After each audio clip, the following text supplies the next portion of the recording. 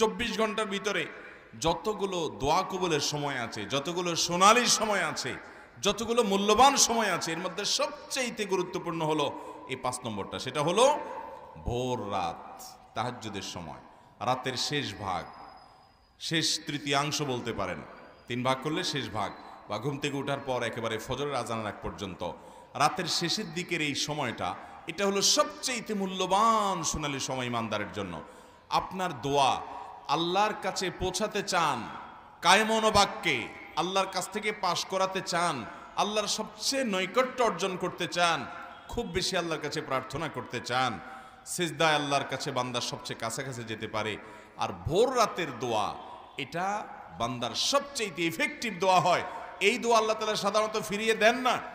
এবং নবী করিম সাল্লাল্লাহু আলাইহি সাল্লামের সেই বিখ্যাত হাদিস আপনারা সবাই কম বেশি শুনেছেন, রাতের শেষ প্রহরে আল্লাহ রাব্বুল আলামিন দুনিয়ার আসমানে এসে বান্দাকে ডেকে ডেকে বলেন, কোনো বর্ণনা আসছে যে আহ্বায়ক কোনো এক ঘোষক ঘোষণা দেয়, কোনো বর্ণনা আসছে আল্লাহ তাআলা স্বয়ং ডাকেন এবং বান্দাকে বলা হয়, আল্লাহ আমিন মুস্তাগফিরিন ফাগফির লাহ, তোমাদের মধ্যে কেউ কি আছো যে গুনাহ করেছো, অপরাধ করেছো, আল্লাহর কাছে মাফ চাইবা, তো আমি তাকে মাফ করব।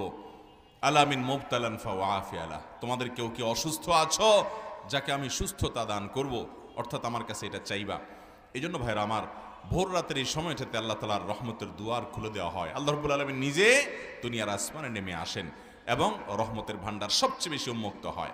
ডক্টর খন্দকার আব্দুল্লাহ জাহাঙ্গীর রহমাল্লাহর একটি ঘটনা, তিনি কোনো একটা পাবলিক প্রোগ্রামে বলেছিলেন যে কোনো এক আল্লাহর বান্দা তার জীবনে এমন একটা জটিল সমস্যায় পড়েছেন, পাওনা দেনা সংক্রান্ত একটা বিষয়ে, যে কোনোভাবে সেটা থেকে তিনি সমস্যা থেকে সমাধান করার পথ তিনি খুঁজে পাচ্ছিলেন না, উদ্ধারের কোনো পথ খুঁজে পাচ্ছিলেন না, এবং তিনি সকল আশার বাতিগুলো সব দেখলেন নিভে গেল এক এক করে, কোনো পথ আর তার সামনে খোলা নেই।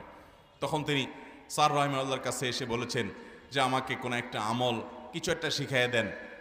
হয়তো অন্য অনেকের মতো ভদ্রলোকও ধারণা করছে যে উনি হয়তো কোনো তাবিজ বা কোনো কিছু দিবেন।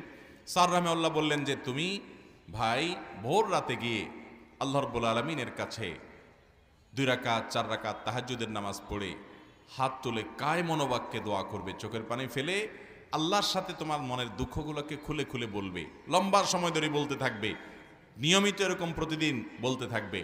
এই টাইমটাতে করতে থাকো, দেখা যাবে আল্লাহ রাব্বুল আলামিন তো দোয়া কবুল করেছে। লোকটা স্যার রাহিমাহুল্লাহ বলেছেন, কয়েকদিন পর আমার কাছে এসে বলল যে অলৌকিকভাবে, অবিশ্বাস্যভাবে আল্লাহ তাআলা আমার সেই সমস্যাকে এমনভাবে সমাধান করে দিয়েছেন আমি কল্পনাও করি নাই, এবং আমল ওই একটাই ছিল যেটা আপনি বলেছেন, ভোর রাতের দোয়া। এই জন্য ভাইরা, আল্লাহর কাছ থেকে কোনো কিছুকে মঞ্জুর করার জন্য ভোর রাতের দোয়ার কোনো বিকল্প। এই জন্য শয়তান দেখবেন সন্ধ্যা রাত্রে আপনাকে ঘুমাইতে দিবে না, এসার পরে বলবে যে একটু মোবাইল টিপ, একটু ফেসবুক দেখ, একটু ইউটিউব